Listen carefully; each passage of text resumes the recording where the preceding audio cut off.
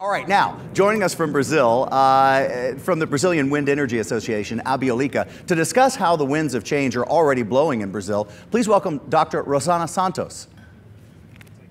Welcome, Dr. Santos. So, as a member of the administration board of the Brazilian Wind Energy Association, what's the mission of the company? What's the goal here? Yeah, first of all, before answering the question, I'm thrilled to be here in the name of Abeeolica. We are really happy to be part of this this activity and to be part of this climate. Defending the climate is more or less our goal. Okay, so talking about the Brazilian Energy Association, Wind Energy Association, we have a lot to do. Basically, our goal is to provide a healthy environment for the wind energy to grow and to be the fastest growing energy in the Brazil energy mix for the next 10 years to go or more. And in order to do that, we act very much to defend and to represent all the actors all the players in the system, meaning manufacturers, from manufacturers to system operators, towards the government, the Congress, the society. We try to teach wind energy to our countries so that everybody buys the idea and help us to be big. Well, even bigger. Yeah, it's such a big country. And what is your biggest challenge that you face in reducing emissions? Is it that it's such a large country and you have so many trucks moving around, moving things from point A to point B? Yeah, this doesn't help. But from the electricity point of view, we have already a very green energy mix. From 70 to 80% of our electricity production is coming from renewable energy. But if you see from a future perspective, we have this amount of renewable energy decreasing because hydro is not going into the energy mix anymore. And wind will play this role to help us to avoid emissions. So wind last year, just to give you an idea, some figures, wind last year just saved us about 17 million tons of CO2 of emissions. So wind will help, and we have to improve our transport and vehicles and roads and how we move things from one place to the other, including the wind industry that has to move big things from one place to the other. So we have to adapt our industry in order to be closer to where the wind potential is, which is in the northeast of Brazil and the very south. So yeah, this is pretty much it. Well, hydro renewable sources also make up a large part of the energy producers there. So why is having wind power so important as an alternative there? Because you've had great water resources in the past. Yeah, this is very much true. We have to understand that it is very particular to the Brazil wind system, which is the water and wind regimes. They complete itself. Meaning, when it rains, it doesn't wind. The wind doesn't blow. And when the wind blows, it doesn't rain. So both together, they are perfect match to the Brazilian mix, meaning we can have a more flat kind of power production if we have both sources together. So when we are not growing hydro, we can save some water from hydro by using wind in the dry season. Now, and we're talking about drought. Brazil has had a rough time of drought right now. So how is wind? Explain to people how wind has been a lifesaver. You've talked about how they work together, but how do they work when one isn't working? Yeah, especially during the very dry years that we had back in 2014, 2013, and a little bit 2015 as well, we had very strong winds. And in the northeast of Brazil, basically, we could produce more or less 50% of the northeastern energy was produced coming from wind. And this is what it was a lifesaver. Why? We didn't have to use hydro to produce that kind of energy. So we had the wind to produce that.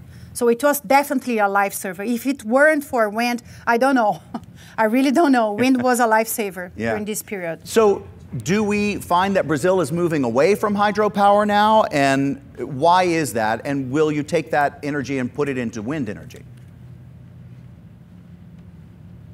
Yeah, Brazil is moving away from big, very, very big hydros in the Amazon basin right now. But what I think is that we are moving towards a more like solar biomass, small hydro and wind system. And we are moving from this big plants in the Amazon to a more smaller scale plants like solar, biomass, as I said, and hydro is there with small hydros, not big hydros. So do the wind farms that you have now, is that currently enough to power the country, and what would you need to do that? No. Yeah, wind alone will never be enough to power one single country. We will always need a kind of energy mix coming from renewables, and wind will play a very strong part of it. We are still far away. We are 7%. Today, we are 7% of the energy mix. In 2024, as mentioned, our host, we will have 24 gigawatts of wind, and this 24 gigawatt will be around 15% of the Brazilian energy mix, okay? So we are going towards a more windy energy mix, but wind is not enough to supply the Brazilian demand. So, but you're big in wind, 10th largest wind maker, in the world. On average, how many homes can you power with the wind farms that you have right now? Right now, we are powering the equivalent of 11 million households or 33 million people. And this is up and growing, meaning today we have 10.6 gigawatt of installed capacity. We have already, in 2019, we're going to have around 19 gigawatt, 19 gigawatt, 19 gigawatt. Yeah. And we are buying, this year we are buying more. So in 2024, we're going to be 24 more or less. Well, while I've got you on the... up to date, 11 million. While I've got you on the wind topic, we've talked about its environmental benefits. Let's talk about its economic benefits. Are there jobs to create? Do we see that? Yeah, wind creates 15 jobs per megawatt installed, so it's a big job creation. Wind is the second cheapest energy in our energy mix. Is only losing for a big hydro, which is not going to be a reality in the near future anymore, as we talked about Tapajós, right, 5 minutes ago. So wind is basically the cheapest kind of energy that we can buy now in Brazil. Wind makes sense from the social point of view. It makes total sense from a social point of view, meaning the windy areas in Brazil are the poorest ones in the middle of the Northeast, where we do have small properties or big properties with very, very poor people. When you need the land, you do a land agreement to have the wind there in that poor area, we have to pay for this land agreement. Mm-hmm. So it's like an income coming directly to the poor families. And this is already changing the reality of poor families where big wind companies are installed or coming to life. So we have several benefits, including carbon emission, avoiding carbon emission, which is the environmental benefit. Now, Vice President Gore has said that without Brazil, COP21, you guys were instrumental in getting that done. What can we expect from Brazil regarding the Paris Agreement? We are, in terms of electricity, we are following the path that we agreed there in COP21.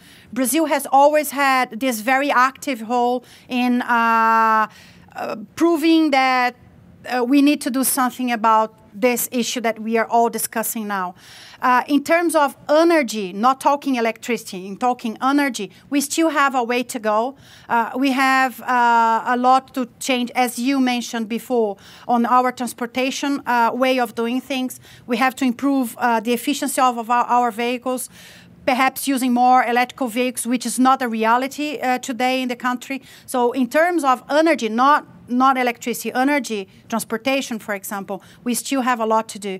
But I think we do have good scientists, and the society in general. As this is something that I must say, Abeeolica has had a very important role in proving to the society that we have to look into this problem more from a close place. And the environment is we see people talking about, for example, about the transportation issues in São Paulo, which is traffic jam overall, that we need to do something. So I think we have a good place in electricity and a lot to do still in the energy part of our energy mix. Now, you mentioned your organization, and we've talked about Brazil as a nation, but let's talk about your organization. What are some of the top things you feel you must do and your organization will do in the years ahead? There are 3 things that we are fighting for. Actually has to do with that healthy environment we talked in the beginning, meaning we have to have a competitive environment in order to have wind in our energy mix, meaning Brazil is really facing a very strong economic crisis. From 2017, we do not expect to be much better than 2016. And from a demand point of view, we have a low. So how are we going to survive this low? This year, we managed to have a smaller auction, but it's going to happen in 2 weeks. And in 2017, our association has to prove to the government and to the society that although we do have this economic crisis and we don't need to buy all that amount of energy, that we do need to buy renewable energy and we do need to buy wind in order to support the supply chain that is established in Brazil. 80% is local content.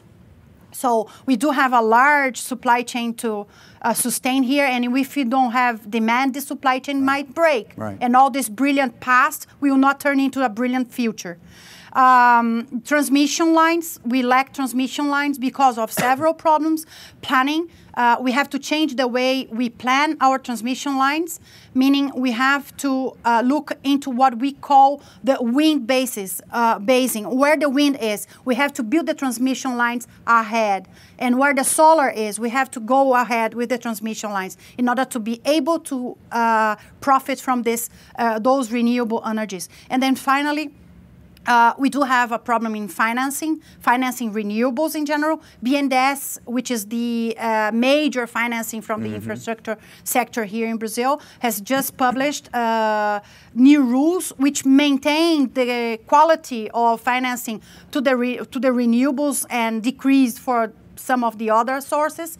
But BNDES is not enough. We need more in order to foster even more the wind energy, the solar energy, the biomass, and things like that. So we are struggling now how to bring the private banks into the system, how to convince the foreign banks to come into the system.